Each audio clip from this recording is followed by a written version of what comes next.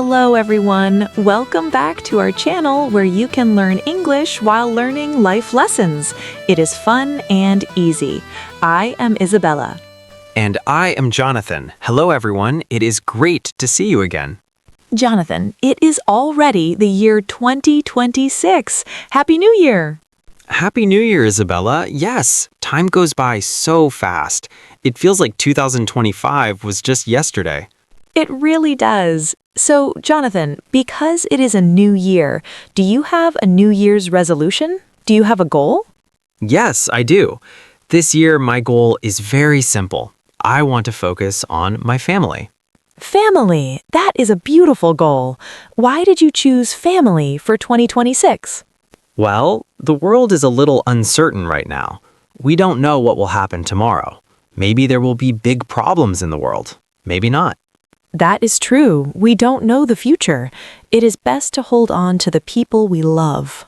Exactly. So today I want to tell you a story. It is a story about a man who learned this lesson. Ooh, I love stories. Tell me about him. Okay, this man is 73 years old now, but the story starts when he was younger. He wants to warn us. To warn us? About what? About getting old and about what is truly important. You see, for the first 50 years of his life, he was like many of us. He worked very hard. That sounds normal. We all work hard. Yes, he had a great career. He had a big house. People respected him at his job. He thought he was successful. He sounds successful. He had money and a house. That is what he thought. But when he was 52 years old, something terrible happened. Oh no, what happened?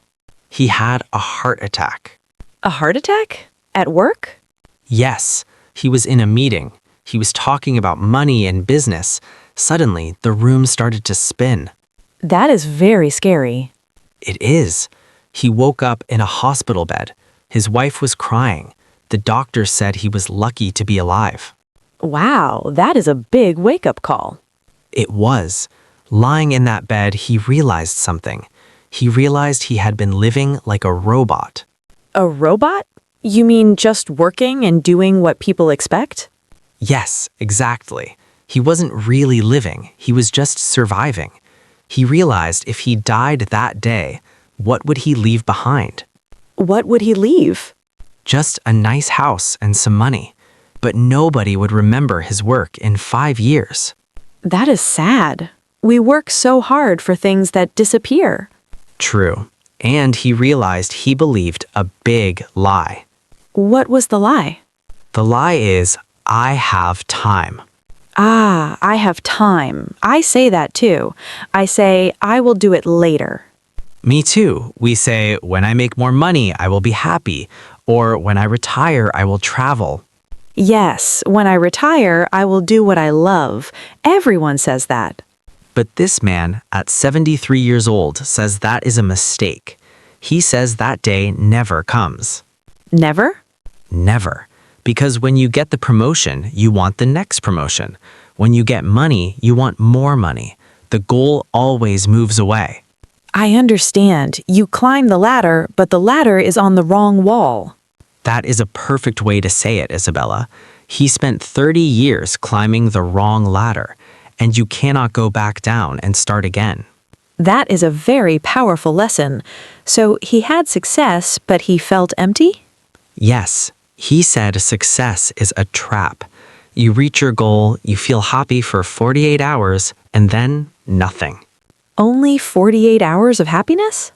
Maybe less. Then you want the next thing. It's like a wheel that never stops. This is a very serious topic, Jonathan, but it is important for our listeners to hear. I think so too, especially for 2026. We need to know what is real success. Yes, we need to define real success. You know, Isabella, the man in the story had a friend.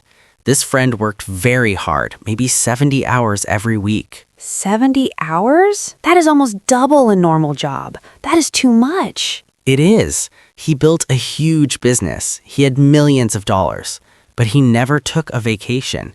He always said, next year I will slow down. Next year. We hear that a lot. Did he slow down? No. When next year came, he had a stroke.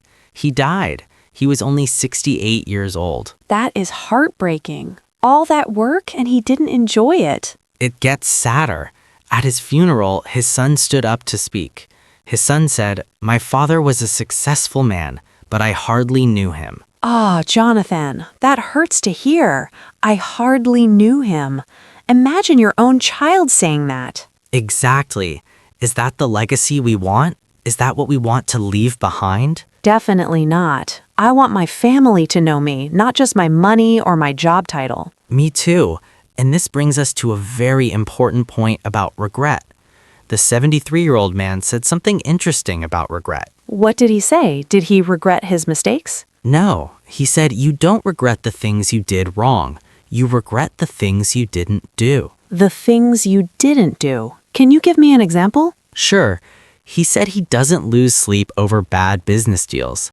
Those don't matter. So what keeps him awake at night? He thinks about the trip to Japan he never took because he was too busy.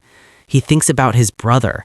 They drifted apart and he never fixed the relationship. That is very common. We stop talking to family and time just passes. Yes, and he thinks about a book he wanted to write, but he never started. And the time he didn't spend with his children because he was working late at night. Those are heavy regrets, missed opportunities. They are. It's the love you didn't show, the risks you didn't take because you were scared. It makes you think, doesn't it? We think we have unlimited time with the people we love. We do think that, but it's not true. The man told a story about his own father. His father died young, at 45. 45 is very young. Yes, they had a complicated relationship. They didn't always get along. The man thought, I will fix this later. We will talk when I am less busy. But he didn't get the chance? No, his father died suddenly. A heart attack. Gone in a few hours. And he couldn't say goodbye. Exactly. And do you know what he regrets most? What? All the Sundays he didn't call. All the times he was too tired to drive over for dinner. The small moments he threw away. Wow, that is a strong message for us. We need to make that phone call today, not tomorrow. You're right, Isabella, because for him, those chances are gone forever. So, Jonathan, the story is quite sad so far. The man had a heart attack, he had regrets, and he missed time with his father. Did things get better for him? Yes, they did. After the heart attack, he made huge changes. He decided to change his whole life. That is good to hear. What did he do first? First, he stepped back from his job. He stopped working so hard. And he started using a very powerful word. A powerful word? What is it? Love? Hope? No. The word is no. No? That is a funny magic word. It is simple, but it is hard to say. He started saying no to things that were not important. He stopped doing things just to please other people. I see. That is actually very difficult. I often say yes because I don't want people to be angry. Me too. We want to be nice. But he realized that when you say no to unimportant things, you can say yes to important things. That makes sense. So what did he say yes to? He said yes to the things he put off for decades. He said yes to experiences, not possessions. Experiences over possessions. I like that. So instead of buying a new car, maybe you take a trip with your family. Exactly. He says that creating memories is the most important thing. Being there, in person. He says in the last 21 years, he learned more about life than in the first 52 years. Wow. So his life really started at 52. In a way, yes. But, Isabella, I know what some listeners are thinking right now. What are they thinking? They're thinking, that sounds nice, Jonathan, but I have bills to pay. I need money for electricity and food. That is very true. We cannot just stop working. We have responsibilities. The man agrees. He says, yes, of course you have to pay bills. He is not telling us to be lazy. Okay, good. So what is he saying? He is saying, do not sacrifice what is important for what is unimportant. Don't trade your whole life just for a paycheck. I understand. We need balance. Work is necessary, but family is essential. Yes. And then he asks a question. It's a question I want to ask you, Isabella, and all our listeners. I'm ready. What is the question? He asks, if you died tomorrow, would you be satisfied with the life you lived? Ooh, that is a deep question. It is. He doesn't ask, did you make enough money, or did people at work like you? No, he asks, are you satisfied? Exactly. If the answer is no, then he asks, what are you waiting for? Why are you betting your one life on the future? That is scary to think about. We always think we have time to fix things later. But we might not. He's 73 now. He wakes up every morning and knows he's living on borrowed time. Borrowed time. That means every extra day is a gift. Yes, but he sees young people like his grandchildren, and he worries about them. Why does he worry about the young people? Because they're making the same mistakes he made. They think they are invincible. Invincible. That means they think they cannot die. Yes, they think they have forever. They are stressed, they are chasing money, and they are running in the wrong direction. And they don't listen to his advice?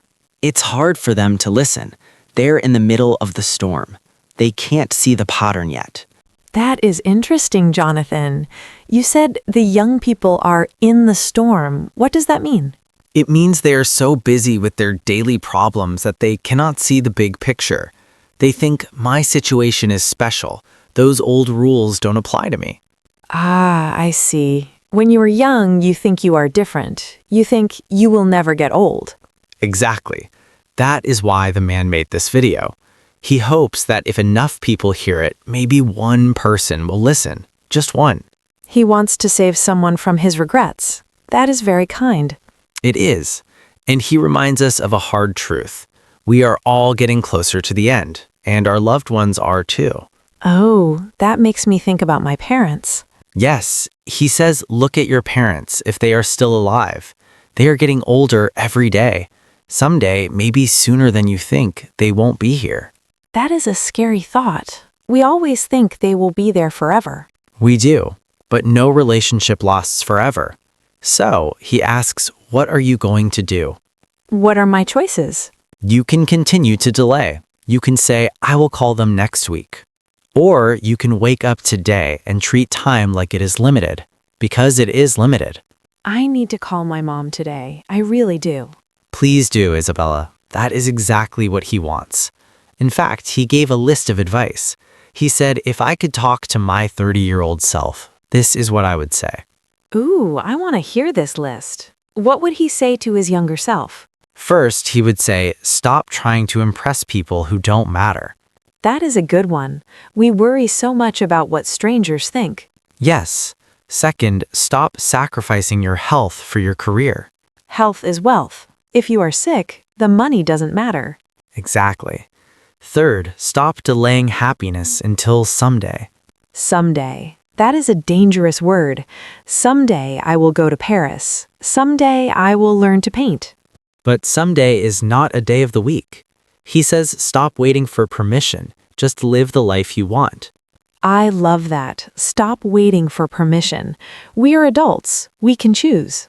And the most important one, start calling your parents more often. Start taking those trips you dream about. And do the things that scare you? Yes, take risks. Say yes to experiences that make you happy, and say no to obligations that make you tired. That sounds like freedom. It is freedom, but there is a catch. What is the catch? You have to start now, not next year, not after you finish this project, not when you have more money. Now. Right now. Yes, because he promises us one thing. The perfect time will never come. You are right. Life is always messy. There's always a reason to wait. Life is always complicated. If you wait for the perfect time, you will wake up one day and realize you waited your whole life. And then it's too late. Exactly. He says don't wait to be 73 to learn this. He says, I am 73 years old now.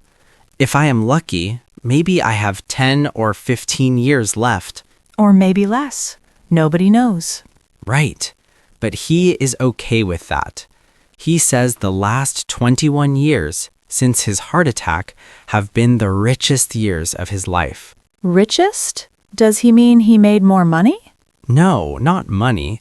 He means rich in happiness. He started living with a purpose.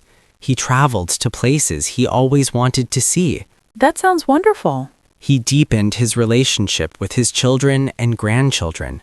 He forgave people he was angry with.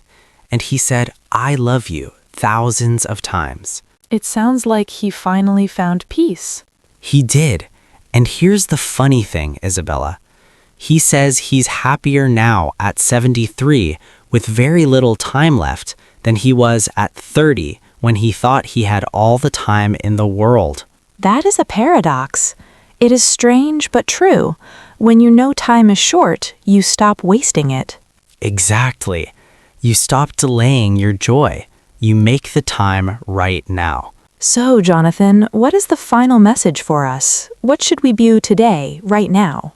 The message is simple. You have a choice today. You can keep living the same way, chasing money, stressing out, and saying later. Or Or you can wake up, recognize that time is running out, and start living the life you want today. I choose to wake up. I don't want to be 73 and have regrets. Me neither. He says, don't waste 52 years to figure this out. Learn from my mistakes. Live with purpose. Stop waiting for someday. Someday is today. Someday is today. That is a perfect motto for 2026. Thank you for sharing this story, Jonathan. It was very powerful. You're welcome, Isabella. I hope it helps our listeners focus on their families this year. I think it will. Well, everyone, that is the end of our story today. We hope you enjoyed it and learned some useful English along the way. Yes, if you enjoyed this episode, please do us a big favor. Please subscribe to our channel and click the like button. It really helps us help more people learn English. And share this video with your friends and family. Maybe share it with someone you love today. That is a great idea. Now for our question of the day. We want to hear from you in the comments. Yes, please answer this question. If you had one free day to do anything with your family, what would you do? Oh, good question. Would you go to the beach? Would you cook a big meal? Would you just sit and talk? Write your answer in the comments below. We love reading your stories. Thank you so much for listening. Remember to prioritize what matters. Stay safe, love your family, and keep practicing your English. We will see you in the next episode. Bye, everyone. Goodbye.